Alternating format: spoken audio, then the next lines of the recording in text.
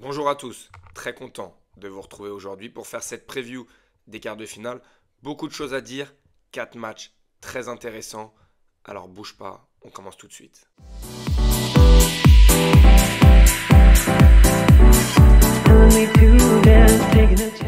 Et évidemment, comment ne pas commencer par l'affiche des quarts de finale, Sinner-Medvedev, la finale de l'Open d'Australie du début d'année, on s'en rappelle. Un énorme match aussi à Wimbledon. Bon, c'est clairement une affiche de gala. On aurait pu retrouver ces deux hommes en finale sans aucun souci. Mais c'est les aléas d'un tableau et des têtes de série. Déjà très rapidement, on va regarder ce que ça a donné hier face à Tommy Paul pour voir un petit peu quel genre de match l'Italien a pu nous faire. Donc il a gagné 7-6, 7-6, 6-1. Sauf que c'était pas si simple. Regardez bien. Dans la première manche, Sinner est mené d'un double break. Et là, vous allez me dire, mais comment Tommy Paul n'a pas pris ce set? On va revoir ça en détail très rapidement. Voilà, il s'est fait débreaker une première fois, débreaker une deuxième fois. Sur le jeu d'après, il a même une balle de set à sauver. Dans le tie-break, il perd 3 fois aussi son service. Dans la deuxième manche, aucun break cette fois, mais beaucoup de mini-break dans le tie-break. Et dans la troisième manche, c'en était trop pour Tommy Paul. Il faut noter encore une fois un mauvais pourcentage au niveau du service, moins de 50% pour Sinner, et surtout en chute durant toute la partie. Et ça, on l'avait noté sur son match précédent, sauf qu'il partait avec un beaucoup plus haut pourcentage, et après ça chutait avec forcément des pourcentages un peu plus élevés, mais là, vous voyez, on est à 59, 43, 42. Alors, quand la première passe, il n'y a aucun problème, 93%, mais je trouve que Tommy Paul, là, clairement, c'est des stats beaucoup trop hautes pour un joueur qui passe trop peu de premières sur les deuxièmes balles. Tommy Paul a clairement manqué le coche. Il n'a pas été suffisamment agressif. Et on va voir ça plus en détail. Parce qu'en fait, ça va être aussi une des clés pour Daniil Medvedev. On va faire le lien après.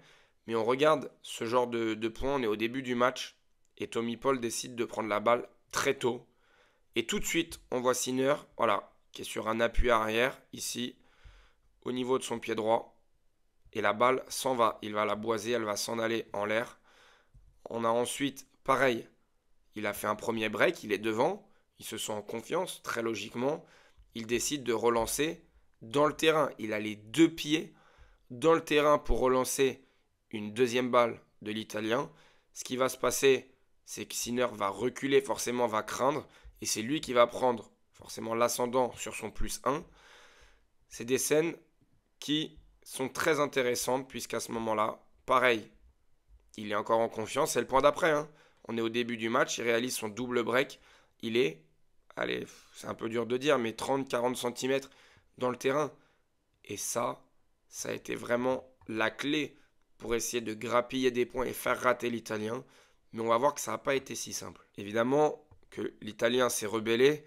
Et qu'est-ce qui se passe? Bah, ça engendre forcément une réaction chez Tommy Paul de crainte. Regardez, à ce moment-là, là, il va relancer une deuxième balle en étant 2 mètres, j'imagine, 2 bons mètres derrière la ligne de fond de cours. Alors, ce qui est paradoxal, j'ai pris ce point, mais Sinner va avoir un penalty à jouer, il va le rater. Bon, c'était pas forcément un penalty, mais c'est une balle très facile avec les 2 pieds dans le terrain. Il va la rater. Mais ce qu'il faut voir, c'est que la position de force, elle a changé. Là, on est sur un Sinner qui est dans le terrain et un Tommy Paul qui recule. Alors que là, on était sur tout l'inverse. On était sur un Sinner qui recule et sur un Tommy Paul qui prend l'ascendant. Et tout ça, ça part de ton choix au retour. Est-ce que tu décides de prendre tôt? Est-ce que tu décides de prendre tard? On sait que Daniil Medvedev, lui, adore relancer en étant très loin de sa ligne, à l'image de cette image contre Koboli où il est dans les gradins, assez marrant. Et je pense très clairement qu'il va devoir s'inspirer de son match contre Yannick Sinner à l'Open d'Australie où il mène 2-7-0, où il avait eu un tournoi complètement fou, il était usé mentalement et physiquement, et il avait décidé de relancer en étant beaucoup plus proche de sa ligne de fond de cours. Et pour s'en sortir dans ce quart de finale, il va forcément devoir s'inspirer de ça, il va devoir forcément s'inspirer de son match à Wimbledon. Et on va le voir, c'est lui qui mène 7-5. Alors c'est un peu tronqué forcément. Je joue un peu avec les stats, car sur les 6 dernières, c'est Sinner qui en a remporté 5. Medvedev a enfin stoppé l'hémorragie. Medvedev avait quand même remporté les 6 premières. Et puis dès que Sinner avait passé ce fameux cap, il n'avait plus perdu contre Medvedev depuis Wimbledon de cette année. Donc c'est quand même un match-up qui est très intéressant. Et je suis content que ce soit rééquilibré un petit peu. On avait eu un super match en 5-7 avec 2 tie-breaks, un partout.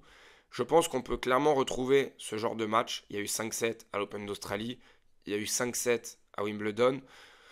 On est à l'US, mine de rien, je trouve que Medvedev est bien plus en forme que Sinner. Je trouve que Sinner, même s'il remporte ses matchs, je trouve l'adversité un peu moindre.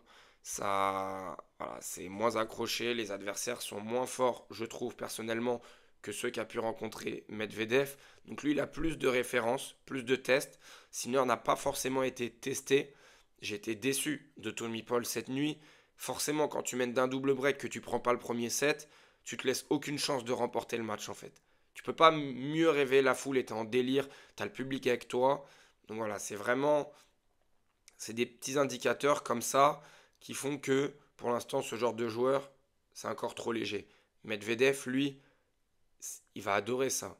On ne sait pas pour qui va être le public, mais cette atmosphère électrique, ça va lui plaire. Il y a ce petit côté un peu paranormal aussi à New York avec Daniil. On va voir ce que ça donne aussi au niveau de leur parcours. On est clairement sur la belle. Hein. On est sur la belle. Victoire ici pour Sinner, victoire ici pour Medvedev. Et puis l'US Open, c'est un tournoi qui n'a jamais vraiment réussi à Sinner. Mais après, il faut bien regarder depuis 2023 seulement, car depuis 2023, c'est un autre joueur. L'année dernière, il tombe contre Alexander Zverev, qui est un joueur dans le profil un peu similaire à Medvedev, avec des longs échanges, des longs rallyes. Voilà, c'est fin de saison, t'es usé, et là tu te retrouves à jouer contre un mur qui va te faire rater. Moi, je trouve qu'il y a quand même beaucoup d'erreurs, que ce soit technique, que ce soit tactique, que ce soit au niveau du placement. Je le trouve moins précis qu'en début d'année, et c'est normal, il a fait une année XXL, mais pour tous ces petits détails, s'il jouait un autre joueur, que ce soit Dimitrov, que ce soit Tiafoe, Tyler Fritz, il y aurait moins ce débat. Mais je trouve que toutes ces petites erreurs, quand tu joues contre Medvedev, eh ben, tu les payes cash. Parce que Daniil, lui, tout est difficile. Tout est dur. Les points sont longs. Il est capable de varier tactiquement depuis qu'il est avec Servara, son entraîneur, et Gilles Simon. Ce duo fonctionne très bien. On voit qu'il cherche continuellement des solutions pour essayer de s'en sortir dans les matchs. On sait qu'il prépare très à l'avance les match-up. Le match-up face à Sinner, c'est forcément maintenant une référence, donc il a beaucoup été bossé. Ils ont de quoi s'appuyer parce que c'est lui qui mène 2-7-0 à l'Open d'Australie. C'est aussi lui qui l'emporte à Wimbledon. Donc avec tous ces arguments, vous l'aurez compris, pour moi, c'est mon favori. Je vois Medvedev s'en sortir au bout du bout, cette fois aussi encore en 5 manches. Voilà, je pense que ça va se passer devant. Un 7-0, un 7 partout. C'est possible que ce soit une fois de plus Medvedev qui rentre un peu mieux dans ce match. Sinner qui arrive à rééquilibrer les débats. Mais forcément, ça va aussi dépendre de la qualité de service de l'Italien. Est-ce qu'il va être capable de garder un haut pourcentage de première? Parce qu'au final, Medvedev, ça l'handicape pas tant que ça. C'est pas forcément sa force première. Alors que Sinner aujourd'hui, s'il n'a pas sa première, il fait quand même moins de dégâts. On passe à la deuxième affiche de ces quarts de finale, une affiche qui m'intéresse énormément. Alex de Minaur, Jack Draper, 3-0 pour Alex de Minaur, sauf qu'on est sur des matchs très accrochés, ils se sont rencontrés une fois en 2022, 2023, 2024. On est toujours sur des matchs accrochés et on est surtout sur un match-up incroyable. On a ici un rouleau compresseur avec Jack Draper et on a ici une petite mobilette qui remet tout, qui est fin tactiquement, qui a progressé techniquement, physiquement. J'adore ce match, franchement, je suis très hypé. On va voir ce que ça donne au niveau de la saison d'Alex de Minaur, 8e quart. On se rappelle, il avait été blessé à Wimbledon alors qu'il s'était qualifié pour les quarts. Terrible. Il confirme sa très bonne année, la meilleure année de sa carrière, tout simplement. Il enchaîne 3 quarts de finale en Grand Chelem, parce que s'il s'en sort face à Draper, il fera le meilleur résultat avec une demi-finale. On va voir pour Jack Draper, qui lui est un novice. C'est son premier quart de finale. Il fait une saison en Grand Chelem très décevante. Alors Tommy Paul, aucun souci, mais face à Jesper De Jong et Cameron Norrie, ça reste quand même très décevant. Avant de commencer, on va juste parler quand même d'Alex de Minaur qui, lors de son avant-dernier match, avait mis 6-0, 6-0 pour finir à Dan Evans. Et là, pour commencer face à Jordan Thompson, il met 6-0. Donc ça va plutôt bien pour le garçon car il a quand même enchaîné sur 2 matchs un 18-0. Voilà, rien que ça. C'est assez rare quand même pour être souligné. Et le point central de ce match, très clairement, un des points centraux en tout cas, ça va être la qualité de service de Jack Draper. C'est, voilà, il fait partie de ces noms. Il n'y a que des noms de monstres. Hein. C'est des mutants, les mecs. Ils se sont qualifiés en quart de finale de l'US Open en concédant seulement une seule fois leur service pour atteindre les quarts de finale. Jack Draper a été breaké qu'une seule fois depuis le début du tournoi. Alors, forcément, il faut regarder, ça, on l'a dit, c'est les stats de l'ATP sur les meilleurs serveurs. Et on constate que Jack Draper, il est 25e. Donc oui, c'est un tournoi où il est en surconfiance, où il sert mieux que d'habitude. Et ça va être la clé. S'il veut se donner une chance face à Alex de Minaur, qui est capable de lui faire jouer 1, 2, 3 coups de plus, il va falloir qu'il serve au moins aussi bien que ce qu'il a fait depuis le début du tournoi. Parce que Alex de Minaur, c'est le meilleur relanceur du circuit. Voilà, rien que ça. C'est un monstre à la relance. Il a des stats complètement folles. Il est bien au-dessus de la moyenne. T'as Navone qui est juste derrière, mais Alex de Minaur, voilà, très très fort. Il compense forcément sa qualité de service qui est un peu moindre. Jack Draper est pas loin en retour, il est 10e. Donc ça aussi c'est très intéressant parce que pour le coup, Alex de Minaur, on va descendre. Et on va le retrouver 51e.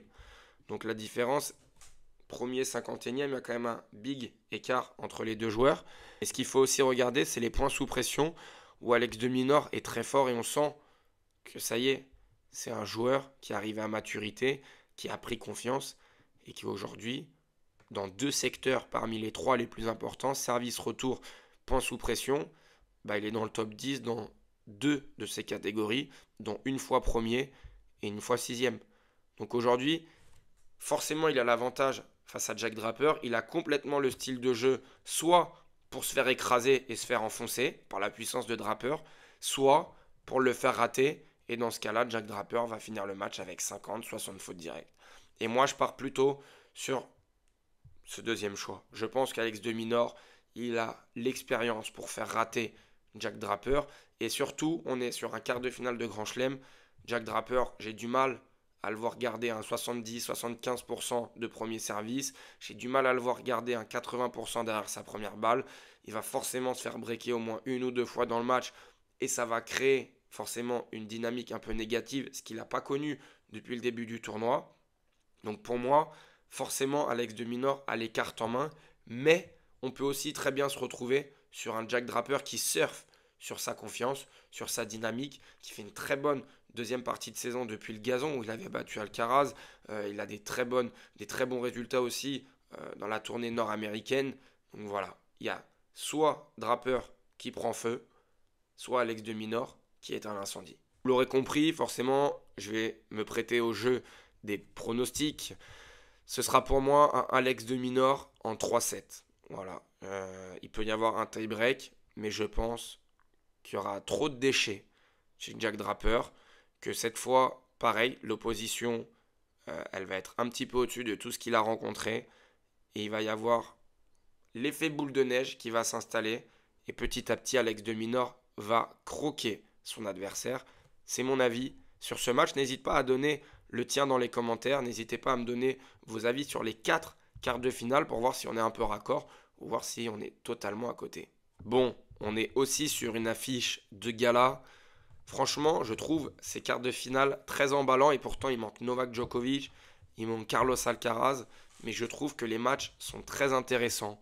Tyler Fritz face à Alexander Zverev. Les joueurs, c'est simple, si on suit la dynamique, c'est Alexander Zverev qui va gagner puisque depuis 2018, ils s'affrontent et ils remportent un match sur 2. Donc c'est assez drôle pour être souligné quand même. On va voir, ils se sont joués 3 fois en Grand Chelem, une fois à Wim cette année, c'était pour Tyler Fritz.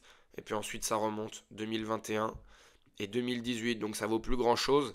Intéressant, ils se sont joués cette année à Wimbledon et c'est Tyler Fritz qui s'en est sorti. Et forcément, on est sur deux très bons serveurs. Alexander Zverev, deuxième. Tyler Fritz, quatrième. Oui, forcément, ça va être une des clés. Ça va forcément être une des clés du match. On va voir aussi au niveau du retour de la relance. Et là, c'est assez intéressant parce qu'on descend un peu plus. On descend, on descend. Et on a Tyler Fritz qui est 24e, qui pour son gabarit, franchement, relance plutôt bien. Il peut être très agressif. Et on va voir après leur position de retour, on va en parler. Mais Alexander Zverev, lui, a beaucoup de mal, très passif à la relance. Et pourtant, ça ne l'empêche pas quand même de breaker pas mal ses adversaires. Mais dans les stats, il est loin. Il est loin, il est loin. Moi, ce qui m'intéresse, en fait, au niveau de leur qualité de service, c'est les zones qu'ils sont capables de trouver. On a un Tyler Fritz qui est capable de trouver beaucoup plus de zones, je trouve, plutôt qu'un Alexander Zverev qui est capable de frapper très fort pendant très longtemps. Alors, voilà, moi, ce qui va m'intéresser, c'est la capacité de Tyler Fritz à utiliser son slice. Le slice très fuyant, en plus, le rebond est très bas à l'US Open. Sur le coup droit d'Alexander Zverev pour ensuite s'ouvrir le terrain. Et petit à petit, je pense que comme ça, il peut s'offrir quelques brèches qu'Alexander Zverev, lui, va avoir un tout petit peu plus de mal à s'offrir parce que je trouve qu'il trouve des moins bonnes zones. Et sur ce tournoi, ça se ressent. Je trouve qu'il est beaucoup plus en puissance. Il cherche énormément la zone OT à plat. Et Tyler Fritz, c'est un joueur qui prend très tôt au retour, qui est capable de bloquer avec son super retour de revers. Alors que lui, Alexander Zverev, a besoin de beaucoup de temps. Il relance de beaucoup plus loin. Donc on va voir. C'est pour moi la clé, celui qui va être capable d'avoir le plus haut pourcentage de première balle avec les meilleures zones au service. Alexander Zverev qui fait quand même une excellente saison, hein, en Grand Chelem, demi-finale à l'Open d'Australie, finale à Roland. Il perd contre ce fameux Tyler Fritz en huitième de finale à l'US. Et là, il a des repères. Hein. Il a des sacrés repères. Finale, demi, il perd contre Carlos Alcaraz, aucun scandale. Donc très intéressant. On va voir aussi Tyler Fritz, lui, c'est beaucoup plus dur à l'US Open. On sait qu'il y a la pression aux États-Unis. Quand tu es un Américain, il a du mal. Là, il y avait eu des énormes contre-performances contre Shapovalov, Brooksby, contre Holt, j'en parle même pas. L'année dernière, aucun scandale. Novak Djokovic remporte le tournoi derrière. Mais voilà, c'est très dur de rentrer dans les tournois. Sauf que cette fois, il est rentré dans son tournoi. Ça y est, il n'y a plus cette appréhension. J'aurais eu des craintes si c'était joué au début, mais forcément ils étaient protégés avec les classements des têtes de série. Et là on est en quart de finale, il a pris de l'expérience. C'est un joueur qui fait quart, huitième contre Casper Ruud, il n'y a pas de scandale. Et quart de finale à Wimbledon, donc ça y est, Tyler Fritz, c'est son niveau. Quart de finale de Grand Chelem. Maintenant il faut passer ce step. Et je pense que c'est l'occasion rêvée à domicile contre Alexander Zverev qui peut se retrouver un petit peu passif, c'est mon avis, avec la foule en délire, pourquoi pas. Je vois Tyler Fritz remporter ce match. Pareil, au bout des 5-7, je vois Alexander Zverev mieux commencer et petit à petit, Tyler Fritz rentrer dans son match et réussir à mieux appréhender la situation. Un peu à l'image de son match face à Casper Ruud. Face à Casper Ruud, il a eu beaucoup de mal. Premier set, mais il est resté focus, il est resté concentré. Il a réussi petit à petit à installer son jeu, à installer son énorme coup droit. Il fait d'énormes dégâts, surtout sur cette surface, avec ce coup droit. Donc ce sera Tyler Fritz pour moi en 5-7. Et puis on se retrouve pour le dernier match, le dernier quart de finale. Le plus indécis, pour moi, le plus serré, Dimitrov-Tiafoe. Je vais vous expliquer pourquoi je trouve que c'est le plus serré. Déjà, Tiafoe, il fait un excellent parcours. C'est jamais simple de jouer au premier tour contre un compatriote. Il s'en sort et on l'a dit, rentrer dans un tournoi quand tu es américain aux États-Unis, c'est extrêmement dur. Il y a souvent des surprises, tu perds des sets. Ça n'a pas loupé, il a perdu un set. Tiafoe, qui depuis la saison sur gazon aussi, s'est retrouvé. Il fait des très bons résultats. Il avait fait 5-7 contre Alcaraz à Wimbledon. Et puis ce match contre Ben Shelton, voilà, ça c'est la rampe de lancement. Derrière, il arrive à éteindre l'incendie Popyrin alors que Popyrin jouait très bien. On va regarder aussi Grigor Dimitrov qui lui a eu un parcours justement beaucoup plus facile. Ses 3 premiers tours, c'était très simple. Et ensuite contre Rublev, j'ai trouvé qu'il a montré quand même des signes de nervosité. Alors il s'en sort au 5e set On l'a dit hier grâce à sa très bonne première balle de service. Mais Andrei Rublev avait toutes les cartes en main pour remporter ce match. Il s'est un peu sabordé tout seul. Donc, Tiafoe, il aura sa chance. Mais, quand on regarde un petit peu plus en détail, voilà, Tiafoe, il est 59e au niveau des meilleurs relanceurs, alors qu'on sait qu'au niveau des services, Grigor Dimitrov est 9e. Et là, on est sur un problème pour Tiafoe, parce que Dimitrov sert très bien, il est capable de trouver toutes les zones. Et lui, il relance extrêmement mal depuis le début de la saison. Et ça va être le point central, forcément. Alors, on va regarder où est, pour comparer, Grigor Dimitrov. 29e à la relance, c'est pas non plus brillant pour un joueur qui est à ce classement-là. On va regarder aussi où est Tiafoe au service, 31e. Donc ce qui est marrant, c'est qu'on va aussi regarder les points sous pression où Grigor Dimitrov est 21e et on a Tiafoe qui est 32e. Alors, quand on prend juste les stats comme ça, Dimitrov, depuis le début de la saison, fait tout mieux, mais beaucoup mieux que Tiafoe. Sauf que sur les quelques dernières semaines, je pense que ces stats, elles se sont équilibrées. Tiafoe, il est sur une superbe dynamique. Et maintenant, il faut comparer à l'US Open. À l'US Open, Dimitrov, il a eu un seul test, c'est contre Rublev. J'ai trouvé fébrile. Tiafoe, il a joué 2 Américains. Et ça, quand on est un Américain aux États-Unis, c'est extrêmement dur à gérer. Il l'a très bien fait. Il y a aussi le fait d'avoir éteint Popyrin dans un stade en fusion avec un 4e set de très très haut niveau de la part de Tiafoe. Et je pense que c'est typiquement le joueur qui est capable d'utiliser l'énergie du stade, d'utiliser toute l'atmosphère du Arthur Ashe, comme a pu le faire Coco Gauff l'année dernière en finale. On sait qu'à l'US Open, le stade peut t'aider très clairement à remporter un match de tennis. Alors oui, ils ne vont pas jouer à ta place, mais ils sont capables de te porter. Il y a cette atmosphère incroyable et Tiafoe, c'est typiquement le joueur qui est capable de s'appuyer sur ça pour faire tourner un match à son avantage. Et donc là, on va avoir un match, encore une fois, très serré, mais en fait, Dimitrov, c'est un joueur qui est capable, il l'a montré durant toute sa carrière, je ne demande qu'à me tromper pour Grigor, mais qui est capable d'être extrêmement fébrile, qui est capable de flancher sous la pression. Et on est dans un match-up où pour moi, il va se passer exactement ça. Je pense que Tiafoe va être capable de renverser Grigor Dimitrov et qui va l'emporter en 4 manches. Voilà, on arrive à la fin de cette preview des quarts de finale. Pour certains, on a parlé un peu plus de tactique, d'autres un peu plus de technique, d'autres peut-être l'aspect un peu plus surnaturel au niveau de l'ambiance du stade. Mais chaque match est différent, il y a forcément des critères différents pour chaque match. En tout cas, ce qui est intéressant, c'est mon avis. Je peux me tromper, je ne prétends pas avoir la science infuse. Attention aussi, ne prenez pas mes pronostics pour acquis. Évidemment, ça reste du sport.